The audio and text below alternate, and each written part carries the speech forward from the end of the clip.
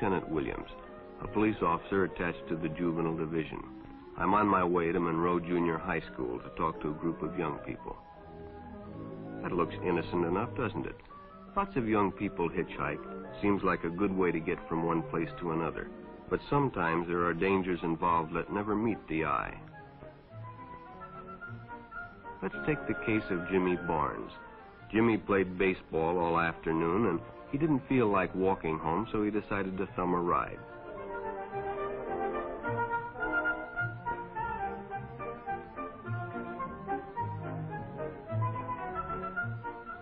He'd done it 100 times before, and he didn't think anything was unusual when the driver struck up a friendly conversation.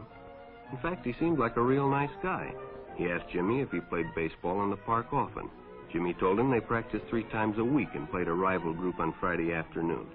The stranger was a good listener, too, and it only seemed minutes before they pulled up in front of Jimmy's house.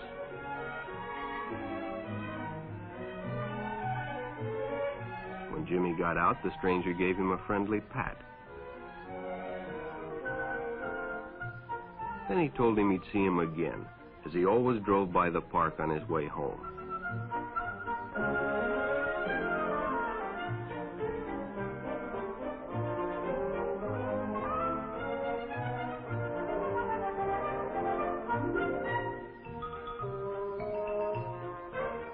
Sure enough, the following day, when Jimmy finished playing ball, well, the man was there waiting.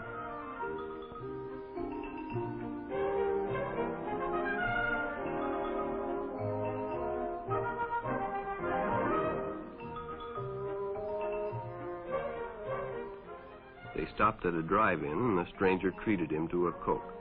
During their conversation, he told several off-color jokes, but Jimmy had heard others before, and, well, it made him feel big to so easily win the confidence of an older person.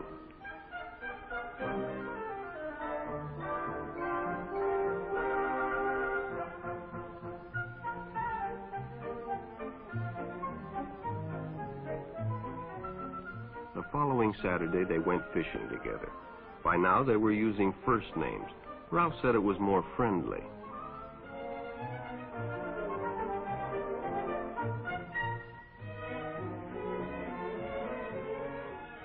Jimmy hadn't enjoyed himself so much in a long time. Then during lunch, Ralph showed him some pornographic pictures. Jimmy knew he shouldn't be interested, but, well, he was curious. What Jimmy didn't know was that Ralph was sick, a sickness that was not visible like smallpox, but no less dangerous and contagious, a sickness of the mind. You see, Ralph was a homosexual, a person who demands an intimate relationship with members of their own sex. But by now, Jimmy felt a fondness for Ralph, and they continued to go places together. Ralph was generous and took Jimmy many interesting places and did many nice things for him. He bought presents and even gave him money, but payments were expected in return. You see, Jimmy hadn't recognized Ralph's approach soon enough. When Ralph first asked Jimmy to go fishing alone, he should have discussed it with his parents or teacher. Finally, Jimmy told his parents, and they reported it to the juvenile authorities. Ralph was arrested, and Jimmy was released on probation in the custody of his parents. But all homosexuals are not passive.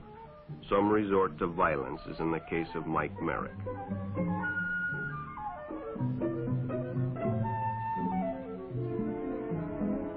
In the heat of competition, no one noticed the man who sat and watched. And when the game broke up and the others left, Mike decided to stay and practice a little longer.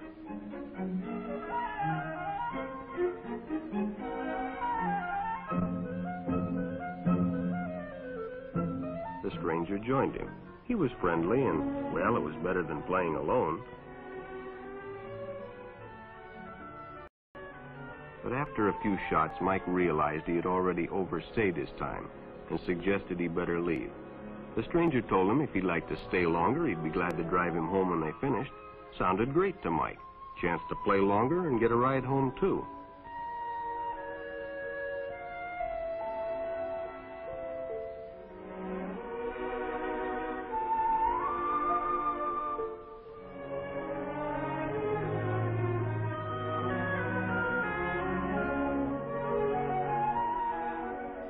finished, the stranger told him he'd make a fine player someday if he got lots of practice.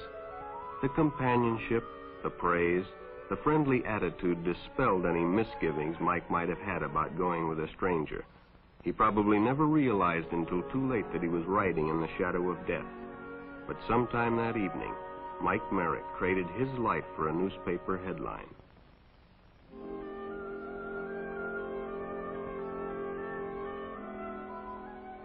As Denny and Jerry got the papers ready for Jerry's afternoon delivery, they only casually noticed the two boys that raced by in the afternoon traffic, and they didn't pay much attention to the car that drew up shortly afterwards until the man called them over.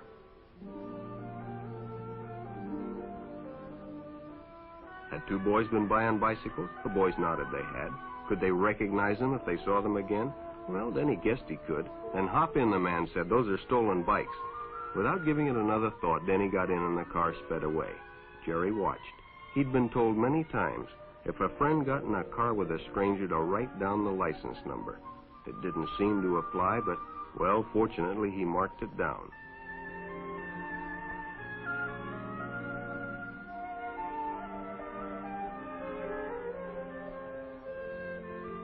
When he delivered a paper to Denny's house, he asked his mother if they'd caught the boys that had stolen the bicycles.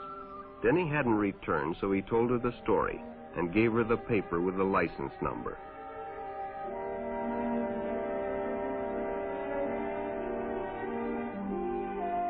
Being a careful parent, she decided to call the police.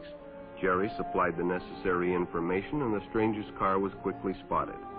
It was a good example of how important it is to always get the license number and description of any stranger who takes a young person off alone, no matter what they tell you.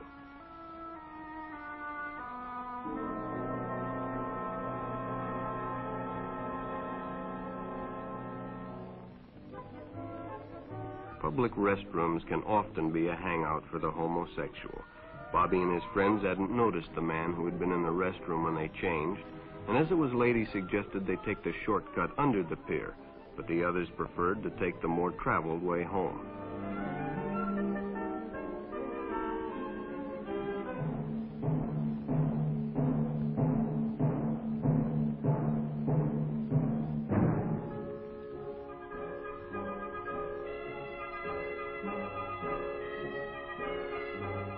When Bobby recognized the stranger as the man in the restroom, the shortcut under the pier didn't seem like a good idea at all.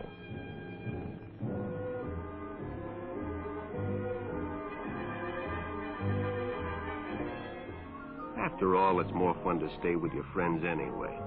Bobby had made a wise decision. It may have saved his life. The decision is always yours, and your whole future may depend on making the right one. So no matter where you meet a stranger, be careful if they are too friendly, if they try to win your confidence too quickly, and if they become overly personal. One never knows when the homosexual is about. He may appear normal, and it may be too late when you discover he is mentally ill. So keep with your group, and don't go off alone with strangers unless you have the permission of your parent or teacher.